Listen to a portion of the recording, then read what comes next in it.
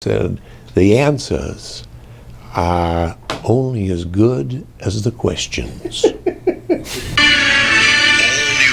all the time. This is 1010 Wins. You give us 22 minutes, we'll give you the world. Oh, traveling up and down New Jersey, I heard that all the time. Little did I realize, right here in River City. River City, right. The story of how that came about is very interesting. Of course, I spent most of my life in Washington, D.C., and I got a call one day, this is 1993, from a guy I didn't know. Steve Holt was his name. And he called me and says, Paul, you don't know me, but I'm Steve Holt. I used to work for Group W in Washington, which is a broadcast operation. He said, I'm now in New York. I'm the assistant news director at 1010 Wins. And we are looking for somebody to do a new, what they called liners at the time, your kind of identification thing. So I said, yeah. He said, we have auditioned everybody but the janitor for this job. We have 75 people.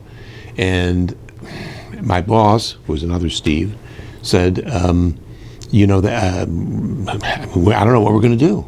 So Steve Holt said, I know this guy in D.C. Let me give him a call. I mean, we've auditioned everybody. Why not? He calls me up. He says, so would you be interested? I said, of course I'm interested. I freelance. I make my living wherever. And he said, well, I'll send you the copy, what the slogan was. I said, you don't need to send it to me. I said, I know it by heart. I said, you'd have to be in a coma not to have heard this after 27 years that it was on. So I said, why are you doing this? He said, well, the guy who did it for 22 years died 2 years ago. And we thought it was time to replace him, okay? So long story short, I do the thing. And Steve, the big Steve Swenson calls me up and he says, well, we've chosen you. Now let me just say something to you, Greg. In my business, for somebody to choose talent is what we're called generically, it's very subjective. You would listen to me and say, oh, he's like sliced bread. This guy's phenomenal. The next guy listens to you and says, he's all right, nothing to write home. So it's very subjective. Well, they said, he called me up, Steve Swenson says, well, we've chosen you to do this. Wonderful. Well, in the meantime, between when I did it and when he called, I called the union. I was after a SAG member for years. And I said to the executive director, I said, what do I do about this? If I get this job, what do I charge them for this? And the executive director uttered a word that never passes the lips of union people, particularly in my business. And it was, well, how often are you going to do it? I said, probably once. And I'll never see these people again. She said, well, maybe you could do a buyout. That's the word, buyout, because residuals is the name of my business, okay? Yeah. So she says, charge them $5,000 and walk away, and we'll forget about it. So I'm prepared with that story. Steve Swenson calls up. So he says, how are you, he says, well, we've chosen you. Now, how are we going to pay you? Well, I had the presence of mind to say to him, how did the other guy handle it? He said, well, it was simple. He said, every 13 weeks we sent him a check, for the residual on it. How does that sound to you? And I said, let me check with my agent. My agent says we could probably work that out, okay? He says, but there's a problem. And I said, oh, here it comes. Here's the caveat. The problem is, because this station is so prominent in the news business nationally, and has been since 1965, we are included, unbeknownst to us, in a lot of movies and television shows to give background to the event. For example, Woody Allen will be doing something with Diane Keaton in the kitchen in New York, breakfast. In the background, you'll hear all news all the time. This is 1010 Wins, okay? And he says, as you know, he said, when we pay you for this job, we are paying you for this specific job. And that anything that deviates from that, if they use it somewhere else, you are due an extra fee, you know?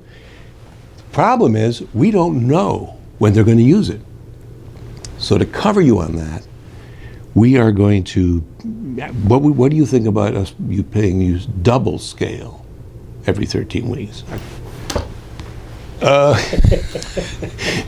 My agent says, yeah, we can live with that. Okay, we can live with it, okay? So I have been doing it since 1993 to this date. And you know, in the insurance business, you have like annuities. Yeah. This is an annuity for me. I'm glad I led with this. As a voice actor, Right. A term which has gained so much prominence, especially in the Hollywood world, Yeah. when they've taken noted actors and they use their voices. In the Pixar, Pixar, yeah. that's become now a major component of their lives, is the voice. The reason is, and I'll give you it by anecdote. When I worked for NBC as a staff announcer back in the late 60s, 1970-ish, give or take, somebody went to John Gielgud, the great Shakespearean actor from England, and they said, we would like you to do a commercial for Polaroid. And, well, I'm sorry, you know, I do Shakespeare, I don't do commercial things. And they said, well, he said, let me tell you, you have to spend an afternoon with us next Thursday. And for that, we will pay you $2 million. Well, you know, I could probably work that in, okay? The fact of the matter is, these people make so much money off of that end of things. And the other thing is, and I've known this for a long time, the producers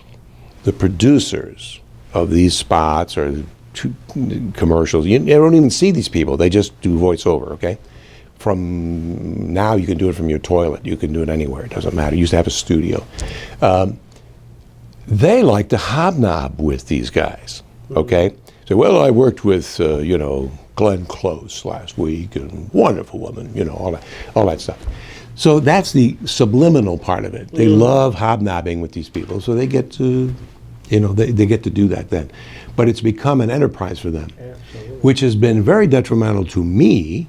I'm not people who are at the level I'm at, because hell, if they can get, you know, James Earl Jones to do something, then you know, why would they get me? Except that James Earl Jones, people don't know this, but my grandson, who's with me behind the camera here, his father is in the payroll business, and specifically for performers. James Earl Jones suffers from dyslexia, which is not uncommon, but people don't know that he is a stutterer. Okay? And when you say that, they go, oh, come on, you know. His voice is not replaceable, you know. And people will hire him on the strength of that voice. The production people, when they work with him, and James, if you ever see this, I love you. I wish I had your voice. I, too, would be a multimillionaire if I did, okay? It's a real task to get it down on tape. At that time, tape. Yeah. Because he has this issue. So you have to do it in kind of fragment sentences, you know, to get the thing done. So a 40-minute narration, let's say, would take me an hour to do in the studio. I'm gone, they do a few edits, it's done.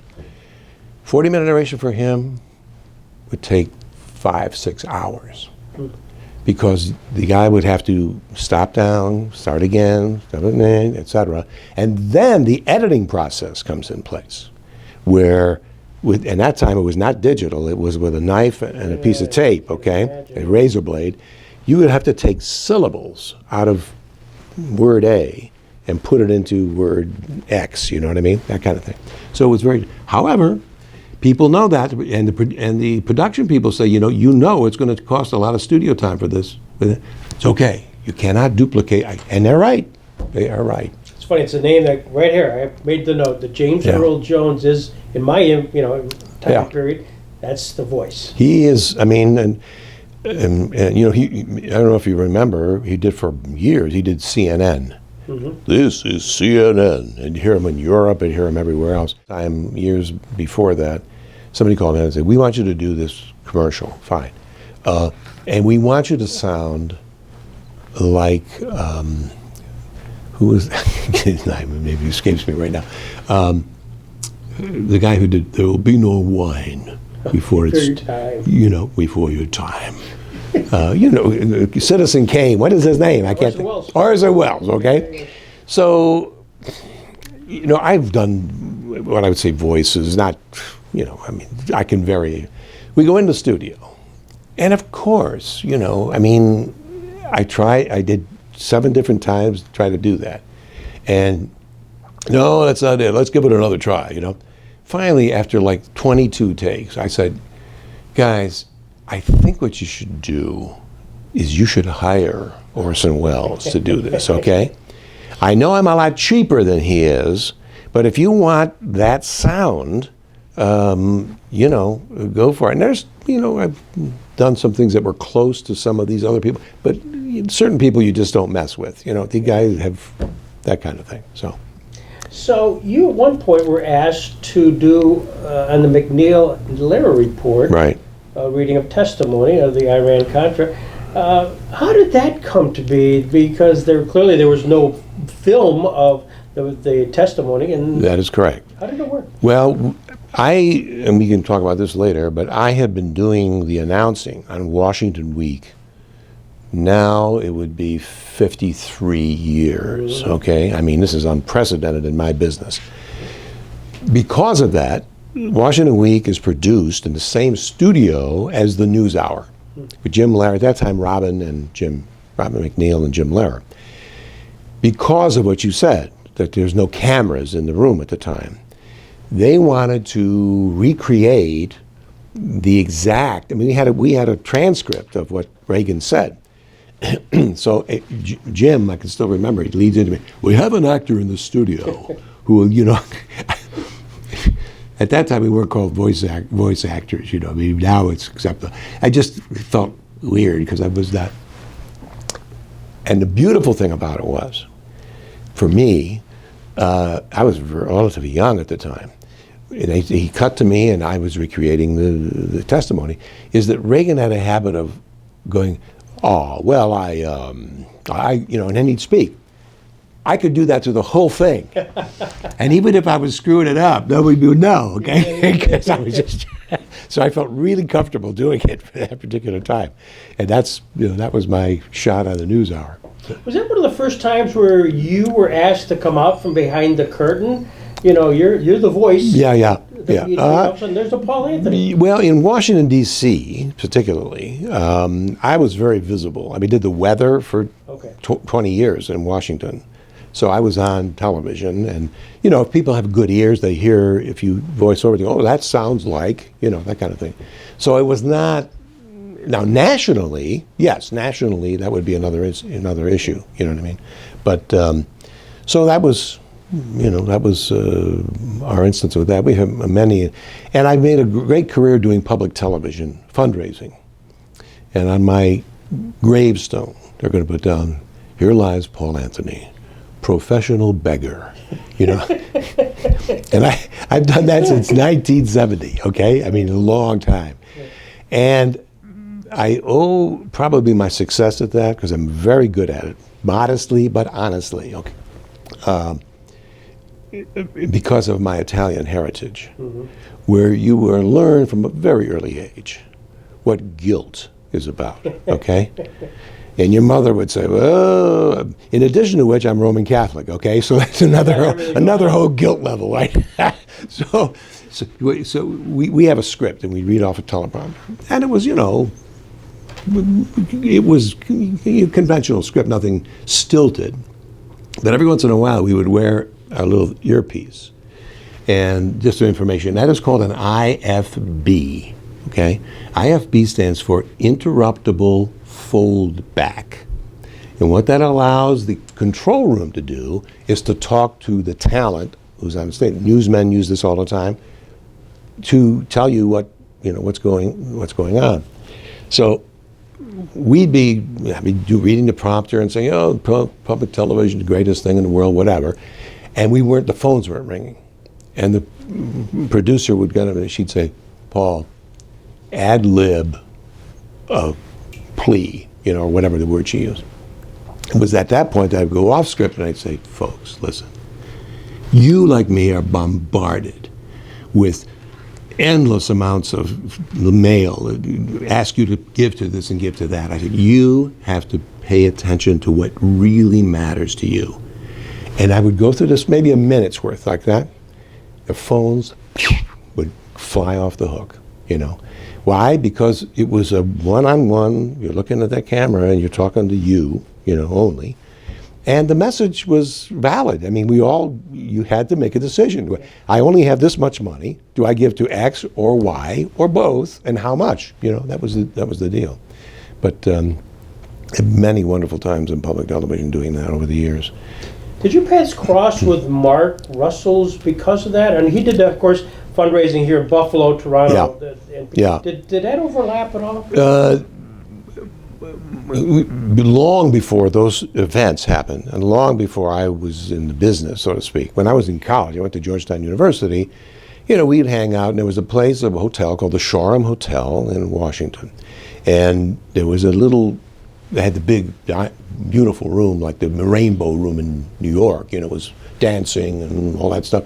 But they also had a little bar called the Marquee Lounge. And Mark, when he was very young, would hold forth there from 10 o'clock at night until 2 in the morning, whatever.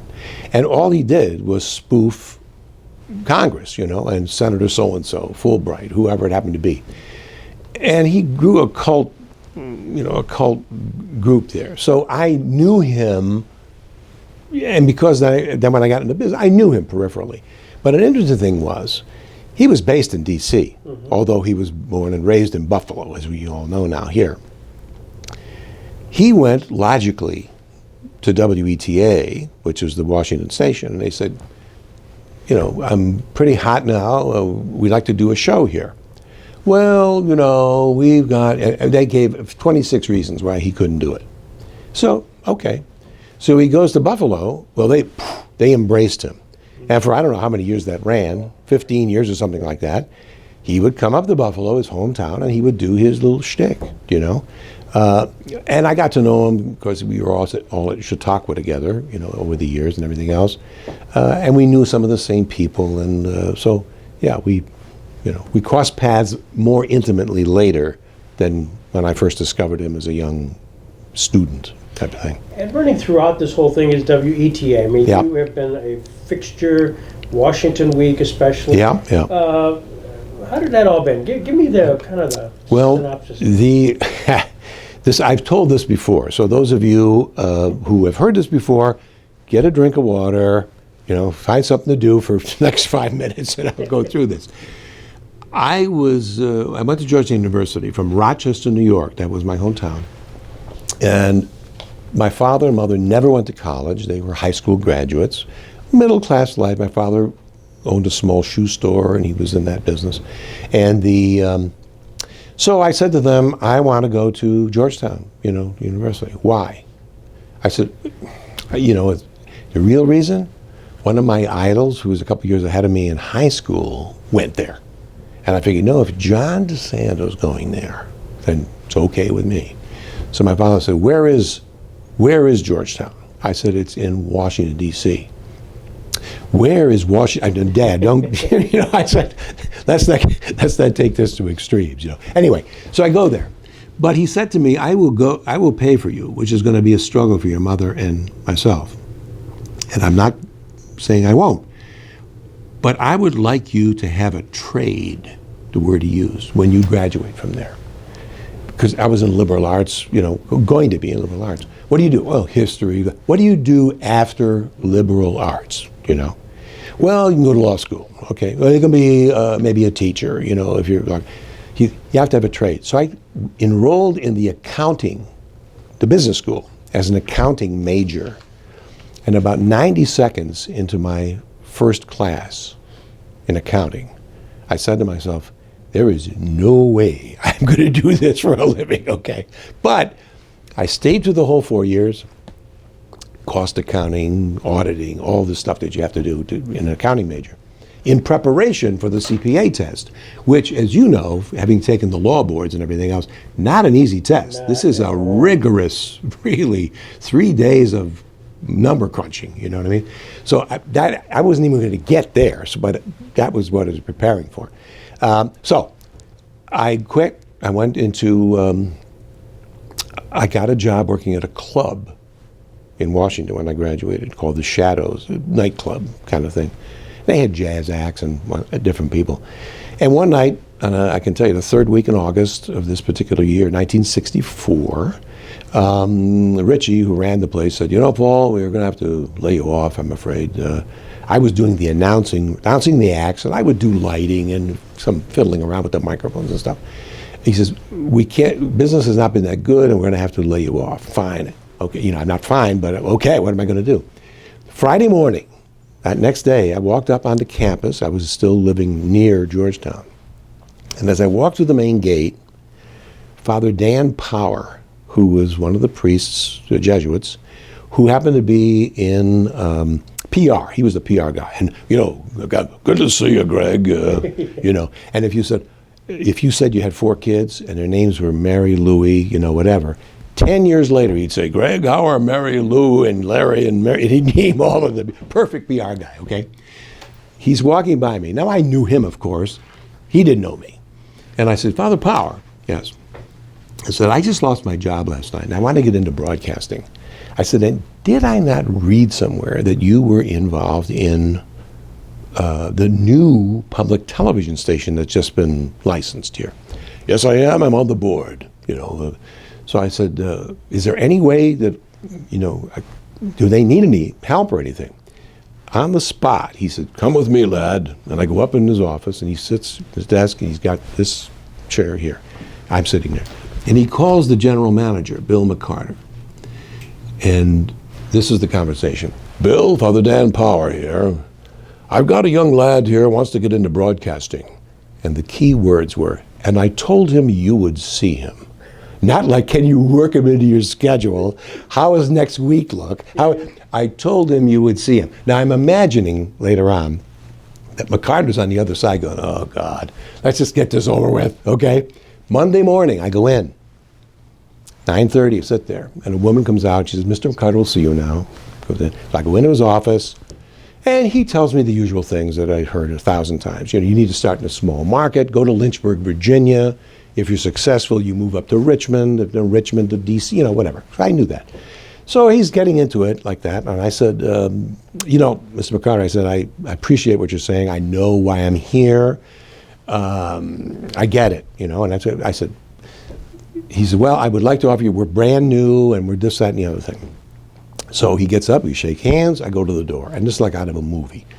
I go to the door, I'm ready to talk, he said, stops me, and he says, could you work for $75 a week? Now, at that time, believe it or not, I could put gas in my car, I could pay my rent, and I could eat at McDonald's 4 nights a week if I had to, okay? And money was not the issue at the time. The issue was I needed experience, So I said, yeah, absolutely. Okay, he says, go down the hall. You start, this was late August. He said, start after Labor Day, officially, but go down the hall and you have to fill out the paperwork. See the woman in the second office. I go in, I sit down, and that woman turned out to be my wife of now 53 years, okay? Wow. And it was love at first sight, and I often think, what would have happened if I had taken 30 seconds longer to brush my teeth that morning, and came through the main gate at Georgetown University, and Father Power had already gone by, what would have happened? I mean, it's all serendipity. And people say to me, have said to me over the years, you do so much work for WETA and for Georgetown, you know, why? You know, you really do a lot of pro bono work for them, kind of thing. I said, without those two entities, I have no idea where I'd be right now. You know, I needed some ditch, on Route 494 or something. So, yeah. So that's the long story to what turned out to be a happy ending at the end of it all. So. And shortly thereafter, though, you launched as the Washington Week.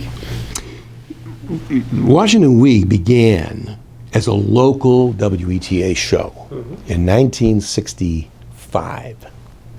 And at that time, we had a guy named John Davenport, who was from Texas, who was a producer. And he came up with this idea of putting four guys around the table who were beat reporters, you know, people who worked the White House, Pentagon, Congress, whatever, and kind of debrief them on what was going on. And so that was the original thing. It became very popular. And they then went, at that time it was public television, Eastern Educational Network was the next level from local. EEN, as it was called, was comprised of Boston, New York, Pittsburgh, Washington, and maybe Buffalo at that time. I'm not sure if they were in existence, but 4 or 5 stations. And we used to bicycle tapes around to them. Okay, it was not digital. Everything was like big, fat tapes. It went EEN, and in 1967, it still remained popular, it went network. And that's when I had been doing announcing from early time. And then I just transitioned into that thing there. And we worked for 25 years straight. Every single Friday night, I had to be there live in the studio, because the show was done live on Fridays at 8 o'clock. And the deal was, I would do a topical headline, China strikes again in the South Pacific. The top story tonight on Washington Week in Review. It was then Washington Week Review at that time. And then, I would go around and introduce the people on the set, and then the show would go on. So I had to be there live. And there were times where the headline changed 10 minutes before air because of circumstances. And the people would throw an envelope in the booth. This is the new headline, So, okay, When Paul Duke took over, they decided to change the format after 25 years of me doing it like that, where he did the topical headline. And I did the boilerplate, made possible by and all that stuff, which was generally unchanging. So then it freed me from having to be there live every Friday night, except for updates. And it's remained that way ever since. We went through all the hosts. Robin McNeil was a host for a while. The late and dear Gwen Eiffel, who was a lovable person, died much too young, but was very competent and whatever. So it's been a great thing for me. The original format was you had the 4 journalists, and they take the topic and then talk 6 minutes. Exactly. And then 6 minutes on each, and then it would be, was it just among themselves, or was there actually the moderator was the only source of the Q&A? Yes, and my wife, Joanne, was the assistant director on those shows. So she's the one who kept the clock, okay? And it was just inside baseball stuff. The moderator, whoever it was, had like 3x5 cards, presumably to jog his memory or whatever. And so Peter Lissagore, who was one of the famous and wonderful correspondents from the Chicago Tribune, would be talking about the White House, because that's what he was. And when he'd get near the end, she knew kind of an out cue. She'd say, what are you going to end with? Well, I'll try to end with this. Paul Duke, or whoever it was, let's say 20 seconds before he was supposed to be out for that 6 minutes you're talking about, he would hold up the cards like this, He'd pull, and these guys all knew the cue.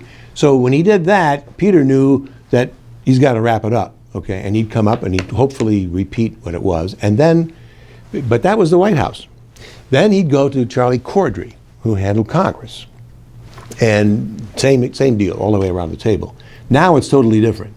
Now they take a topic and they move around the room accordingly. Yeah. And those people, Charlie McDowell, who was from the Richmond Times-Dispatch, and people like that, these guys, as journalists, as you may know, certainly in those days, they were respected, they were hardworking, but they made no money. I mean, it was very pitiful kind of money for them. However, when you get your face in the place every Friday night, you're asked to be doing speeches, and these guys made, I don't say they became millionaires, but I mean, the supplemental income was astounding for them if they chose to do it. And it was, and it went out from there. People changed in and out. We had Hedrick Smith and a whole bunch of other folks that were there. When I think of Paul Anthony, I really think of jazz. Why should I have this in my mind? That is my life's work, if you want to call it that. When I was about 14, I have to say my parents were very much involved with music, but it was classical music. They never went to college, but my mother had an operatic voice, natural operatic voice, beautiful voice. And my father was an actor in high school, stuff like that, but they listened to classical music. So when I was growing up, 9, 10 years old, I heard Tchaikovsky, all the war horses, that we heard. Ravel's Bolero and stuff like that. And my mother was particularly had an affinity for choral music. She would love choral stuff, and I heard it. And I loved the harmonies in the choral music. And when I was about 14, one of my cousins, who was 4 years older than me, cousin Peter, said to me, we hang out with him once in a while, and he'd say, I bought a new record, I want you to hear. Okay. Am I killing your thing here? That's fantastic. It's keeping you busy with that reframing. He's like, I got a new record. And I said, Brian, whatever. And it happened to be Ahmad Jamal live at the Pershing in Chicago. And Ahmad was like 24 years old himself, you know what I mean? And that just, I can't tell you what, it just caught my ear. And I said, whoa, that is great. And then the real thing that he did for me was a couple of months later. I'm in Rochester now. We had the Eastman School of Music, so we had a lot of auditoriums, and music was a big deal there. They had at the Eastman Auditorium the Stan Kenton Orchestra. At that time, June Christie was singing with them, and the 4 freshmen vocal group were with them as well. Each one would do 25 minutes, and Kenton would come on with the band and whatever. When I heard Kenton, that was it. Absolutely it. And anybody who knows jazz at all knows that you either love Stan Kenton or you hate Stan Kenton, because the dissonances that he brought to the music were so dissonant that people say, "Ooh, man, it's like putting nails on a blackboard." For me, it was exhilarating, and that was what cemented my love of it. And then by the time I went to Georgetown, I was already into the music 3 or 4 years. And I was listening to Bill Haley and the Comets and Danny and the Juniors and all those people at the time. But I was peripherally using this music. When I got to Georgetown, they had a radio station, a legit radio station, FM radio station. So I tried out for 2 hours on a Saturday night or whatever. And I did a jazz program. And all I did it for was, it gave me an opportunity to enthuse about certain things that I liked, about this. This is why, this is that. Ahmad Jamal, Kenton, people like that. And at the end of the year, we had an awards banquet. And I was given the award for the best program on the radio station. Okay, and we had like 25 kids that were doing it. Well, I said to myself, gee, I said, I'm playing with half a deck here, and I win the award? Imagine if I applied myself to this, okay? So, long and short of it is, I have been involved with that music virtually all of my life. And like kids, like men-child usually, who are into baseball cards and stuff like that, where you memorize, Ted Williams' batting average in 1943 and all that other kind of stuff, and you memorize it. I was memorizing musicians and all that kind of thing. So that carried on. I knew I could never make a living doing that, so I did it kind of peripherally. And I stayed on the air, but it wasn't my main kind of employment. And ironically, after I've become semi-retired, I've become involved in the last 10 years with two things. At the time it was called the Thelonious Monk Jazz Competition, now renamed the Herbie Hancock Jazz Competition, which takes place each year at the Kennedy Center in Washington, sometimes in Los Angeles, because Herbie lives out in Los Angeles. And what they do is they take an instrument, they bring, let's say, guitar, and they'll bring, through competition, they winnow it down to 6 and then 3 who compete for the top prize, which almost as automatically gives you a career, okay? They get $25,000 in cash and a recording contract with Concord Records, which is catapults them to another level. So I've been doing the announcing for them, you know? Fun. And then about 10 years ago, this year's the 10th anniversary, the UN, in conjunction with Herbie Hancock, who's one of their ambassadors, decided to do something called International Jazz Day. And every year on April 30th, the day after Duke Ellington's birthday, by the way, keep that in mind, every April 30th, they go to a different country they bring together anywhere from 40 to 70 musicians from all over the world to perform in a 2-hour concert, which is done live on the spot, wherever it is. So for the last 8 of those 10 years, I've been traveling with them to Tokyo and Kyoto, and we've been in Cuba, and you name it, all along the line. So ironically, in my retirement, I'm finally, this jazz thing is paying off for me, okay? So, and I got to do interviews with them. And one other thing I have to tell you. 20 years ago, it's now 20 years, 1980, is that right? No, 2000, actually 1980. Anyway, a friend of mine who's from Michigan said, you have to come up for the jazz weekend at Mackinac Island, Michigan, okay? So I said, sure, you know. He says, this is your thing and you have to see it. So I went up there. And I was a paying guest and, you know, we went. And I was appalled at the way that these very fine jazz musicians, we're talking about Brubeck and Ramsey Lewis and Wynton and anyway, were being introduced by, you know, whoever the owner was, well-intentioned guy. He'd stop somebody and say, excuse me, are you busy for the next? Could you introduce Dave Brubeck up here? Well, he knew nothing about Dave Brubeck, you know, anything. Well, it was killing me to see this go on. So I went to Mr. Musser, Dan Musser, the elder, and I said, Dan, I am here as a guest. I said, but you know, I do this for a living and I know this music, and if you don't mind, I mean, I would be happy to introduce these people, okay? Sure. Well, he said, sure, go for it, no problem, okay? At the end of that weekend, he came back to me and said, what are you doing next year? Yeah. You know, 20 years later, I'm still doing it. Oh, this is okay? Fun. And I get to do interviews with all these people, and we have had such a riot with them. I mean, John Pizzarelli, the guitar player, is so engaging, and Ellis Marsalis, and Brubeck himself. I know you did something with Brubeck, right? And it's just been fabulous. So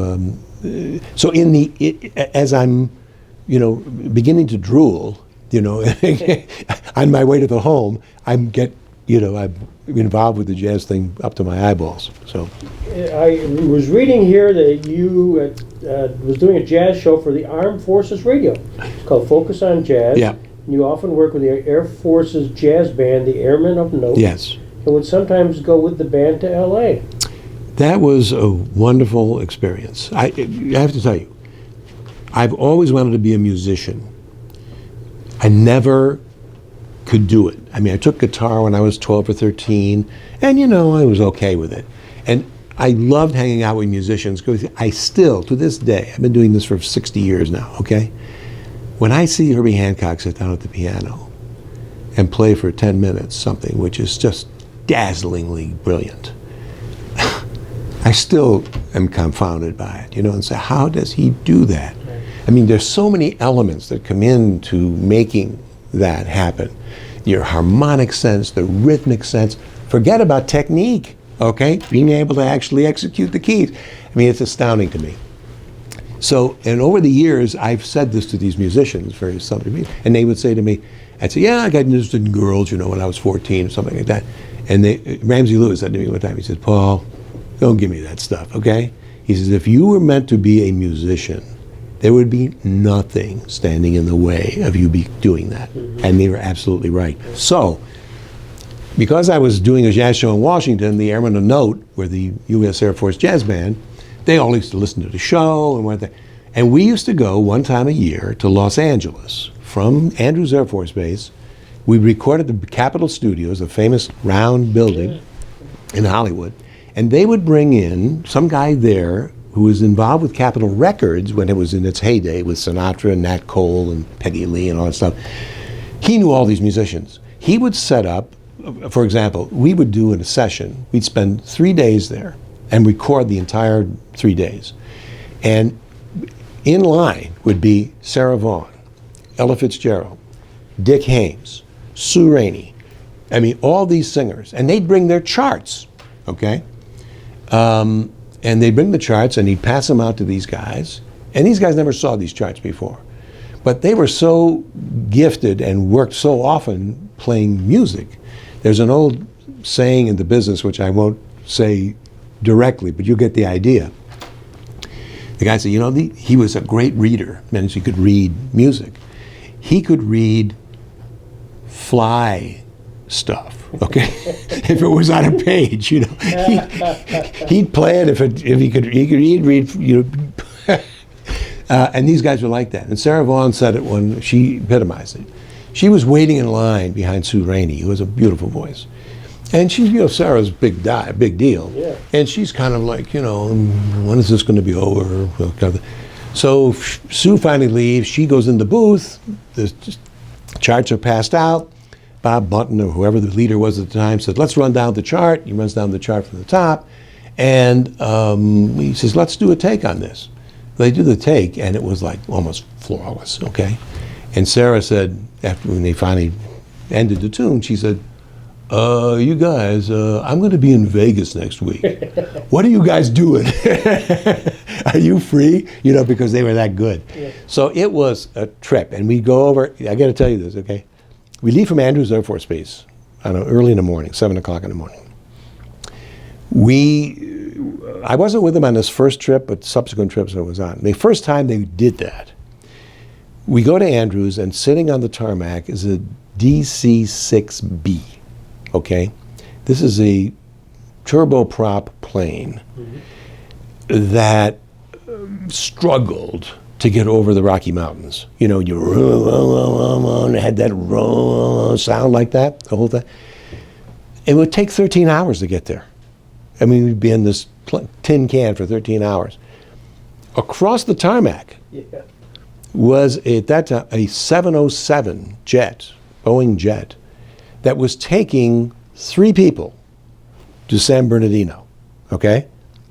We weren't on that plane. We were on this DC-6B, okay?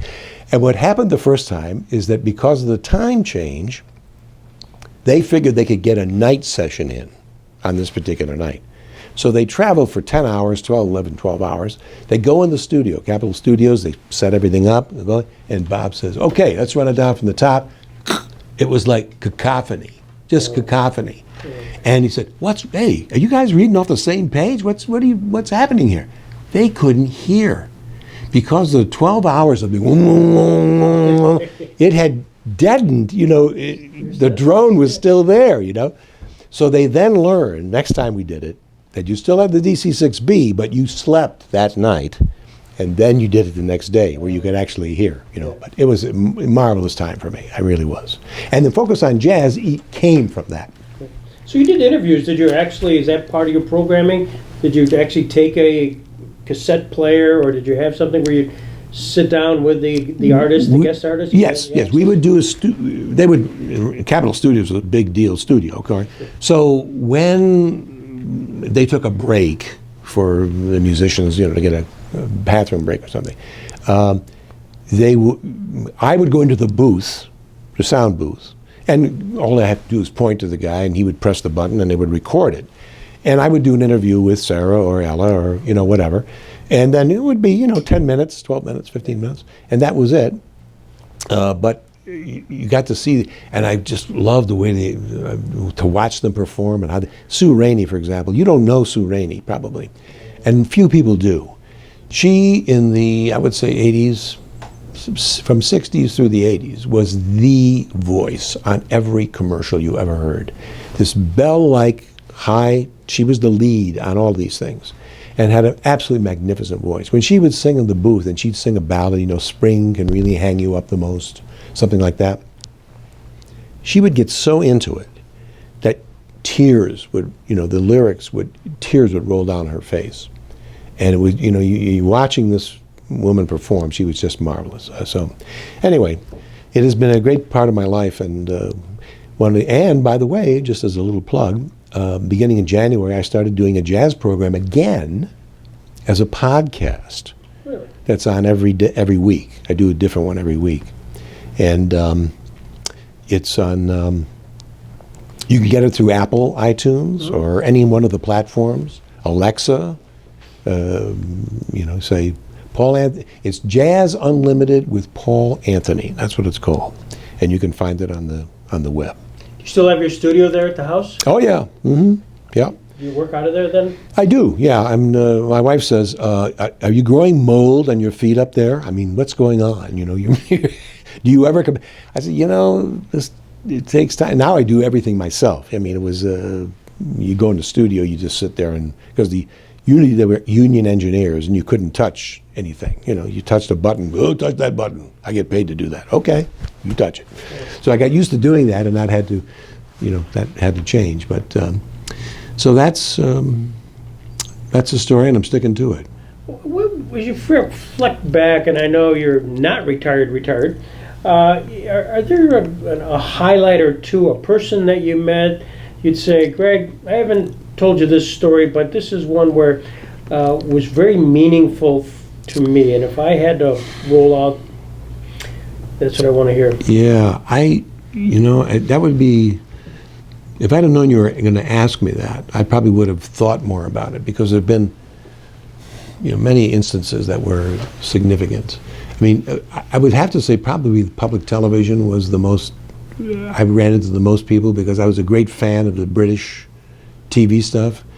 And when Upstairs Down, let me tell you this story. You can't believe this story. 1976, Jerry Ford is the president. Queen Elizabeth. Do you know the story? Have you heard this? No. Okay. Queen Elizabeth, after 20 years absence in the States, decides to come to the United States, primarily to go to Kentucky to see what the horse situation was, because she's a great horsewoman. And she was going to stop in Washington, and PBS decided to carry her state dinner live. It was a Wednesday night or whatever it was. So PBS decided to do it live.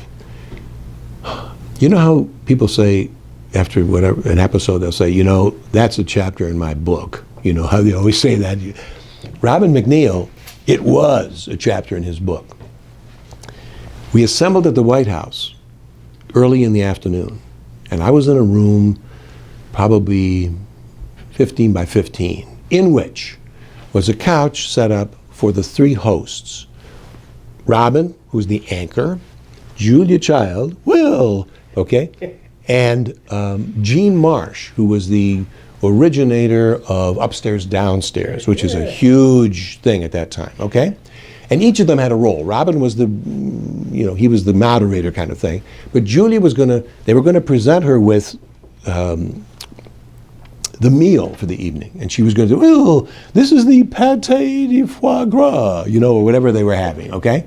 She was going to dissect what the meal was. And then Jean Marsh was going to, with her background in English, being British, would fill in the blanks. The lucky thing is that Robin himself, who was Canadian by birth, spent 10 years in London as being the host of Panorama, which was a big magazine show that he did nationally, okay? So he also was steeped in that kind of thing. And I'll truncate the story by saying that it was every possible thing that could go wrong on a live television show went wrong that night, okay? Including Ron Nesson, who was a colleague of mine at NBC, who was a correspondent, when he retired from there, became Jerry Ford's chief of staff, okay? Mm-hmm. We're shooting a camera at the end of the receiving line. Ron Nesson stands in front of our camera. Now, if you pick somebody off the street and they stood in front of it, you'd say, oh, well, you know, they don't know. This guy knows. You know, how could he stand in front of it, okay? So, things like that. One other thing. Because we were locked in this room, and because the food for Julia Child to work on was never arrived, the producer said to one of the production assistants, some young lady, said, go down to find some, get sandwiches or something for us because we're starving. We've been here since 3 o'clock. It's now 10, 10 at night. She goes down and she goes to a place in Washington, and those people from D.C., old timers will know, called Eddie Leonard's Sandwich Shop. Eddie Leonard's Sandwich Shop was famous for his steak sandwiches. And he had a mound of onions on the grill that never left. And all he would do is add to it, okay, add to the onions. She goes and she gets these subs, brings them back, and they distribute them among there's 5, 6 people. The 3 cameramen, myself, a photographer, and your role in this was what? You were going to... I was the announcer. Okay. Say, ladies and gentlemen, welcome to, blah, blah, blah, blah. And I do the system cues at the end and say, this is PBS. They take a break, take a minute, kind of thing. And you close and announce. So, but I'm in the room, okay? And so they distribute these sandwiches.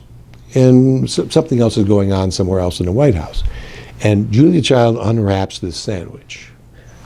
And, she kind of slowly unwraps it like that. And she like doesn't know how to attack it. It's like, and it's dripping grease off of the back, down her hand and everything else. So I said to the photographer, I said, get a shot of this, okay? I said, Eddie Leonard will pay you $1 billion for this commercial, for this shot. That's unethical, I said, then get it and put it in your den. I said, this is a priceless shot, okay? And she and it's all this sinewy beef. Okay. Things like that happen. Oh, I can visualize. The pièce de résistance. After all this falderall goes on, at the end, they go to the East Room and they're having a state dinner.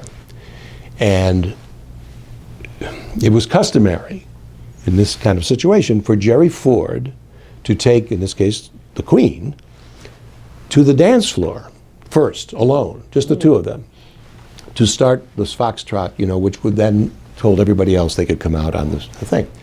And the president's own, the Marine Corps band, is off to the side, and they're wearing their uniforms and the epaulettes, and he looked gorgeous, okay? And the band leader, he's poised. So Jerry gets out, brings her out to the front thing, and every time I tell this story, people say, and he tripped. Did he trip? I said, no. Better than that. He comes out of the sun, and the band leader goes, he strikes up the foxtrot. The lady is a tramp.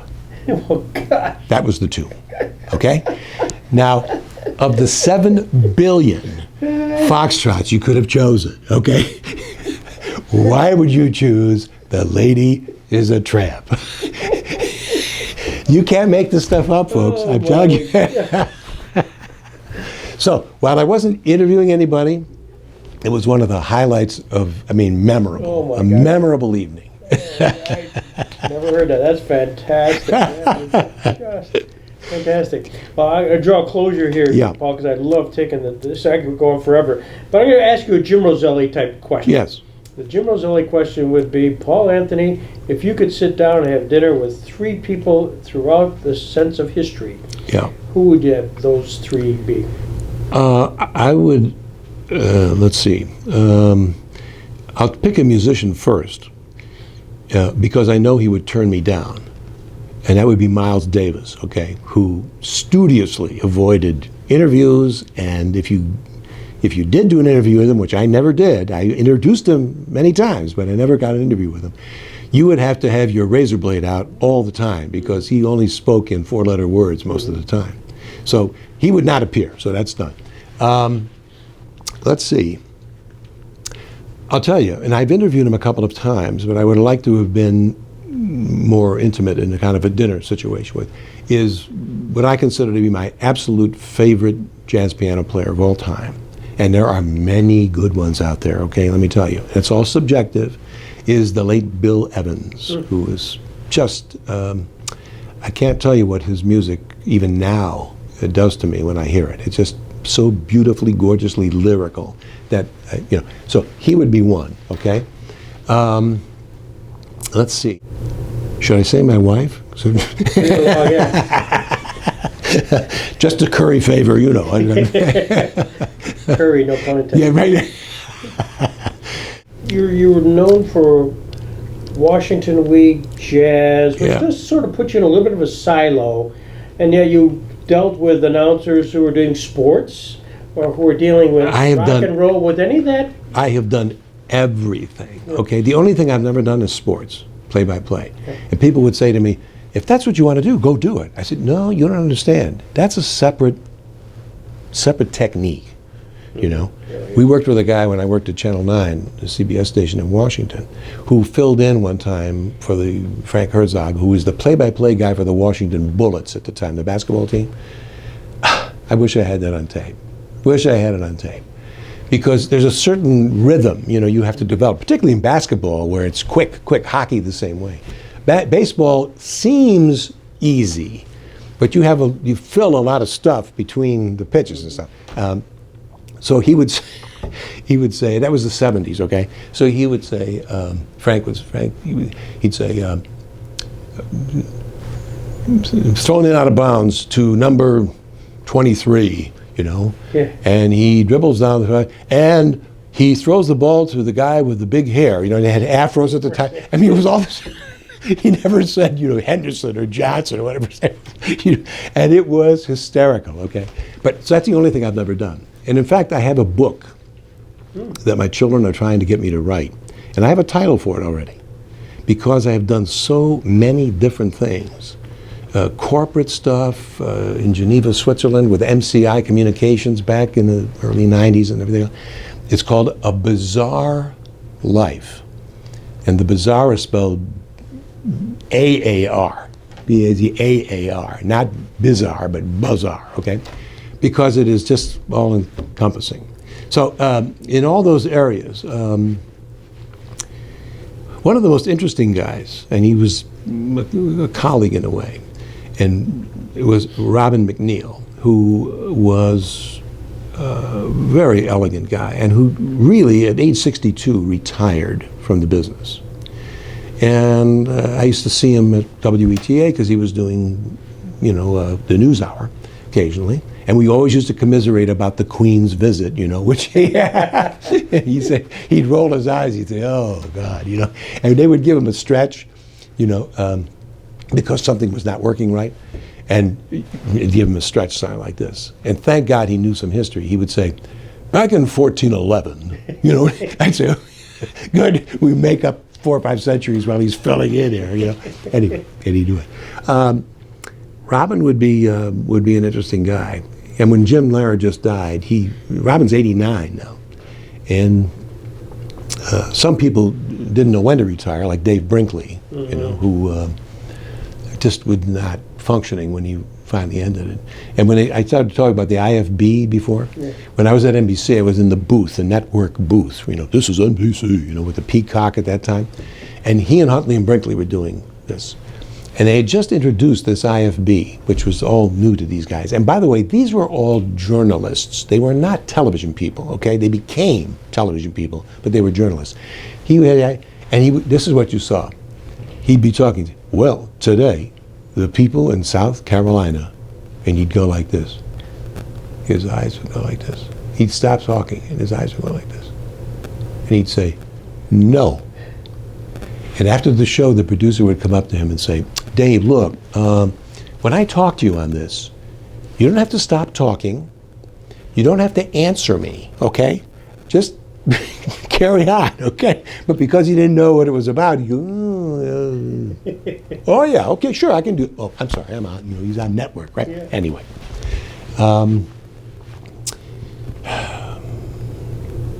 Martin Agronsky. I mean, I'm just remembering him. He was another character.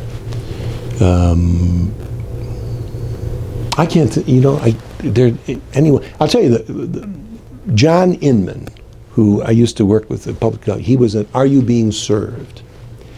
And we interviewed all those people from that show because it was so popular. And it ran for 14 years in England and everything else. John was a very interesting guy. And he was gay. And we also interviewed at one time Trevor Bannister, who was part of that show. And he played the young guy, the young floor walker guy. And I said to him, I said, so how did that show come about? Well, we started in 1972, he said. And I was really hot, Trevor Bannister said. So they built the show. I had all the punchlines, on the show because I was the guy. And they assembled Molly Sugden and all these other people to do the other parts. He said, and then when John Inman, who had a relatively minor role, did that, as he called it, that mincing walk that he used to do, he said, that ended my career. Okay? He said, I became instantly the second banana in that thing. And John was a very interesting guy. And I have a clip of him when I interviewed him in Washington. He used to do the, part of the show was, because he would do the inside leg. He'd always, measure the inside leg. And you're always eager to be there to do the inside leg. So we're on the set. And there's all operators behind us and everything else. And he said, oh, he says, that suit you have is, could be fitted a little bit better, And he pulls out this tape. And of course, everybody in the building fell down laughing, okay? So he says, I'm going to measure you up, And he measures my chest, and he does, and now we'll do the inside leg. And he gets down on one knee, and he take the metal end, and he goes, to warm. And then he does, he does the inside. One of them, an interesting guy. So I would say I would pick John too. He was always clever. All news, all the time. This is 1010 Wins. You give us 22 minutes, we'll give you the world. Played that piece on Yeah. Wins 1010 and occurred when? Now we talked about how we got the job, and then we had to go up to New York. They wouldn't trust me to do it in Washington, because they may not have the right tape machines or something. Yeah. So I took the train to New York. I go to 1010 Wins, the station. I meet everybody. We go to the studio at 1 o'clock, and I did it. I was in the studio literally for half an hour, and I did 4 or 5 takes of it. They said, okay, we'll take 2 and 3, whatever. I get back on the train, and while I'm on the train, the World Trade Center bombing occurs. This is the first one. You remember, it was in the garage underneath. And it was a memorable day. So I didn't really find out about that till I got back to D.C. because we were in the train, the whole time. But that was a memorable day. And they said to me, we're doing this again, and we want a different approach than the guy who did it before. Now, I have heard that in my business probably 10,000 times, okay? We want a different sound, a different approach. What I learned over the years was that it's very hard to divorce them from the original one. And what I did, except for the voice thing, different quality, is exactly what the other guy did. And they go, well, that's beautiful, that's it, that's exactly what we're looking for. Okay, whatever, so that's that.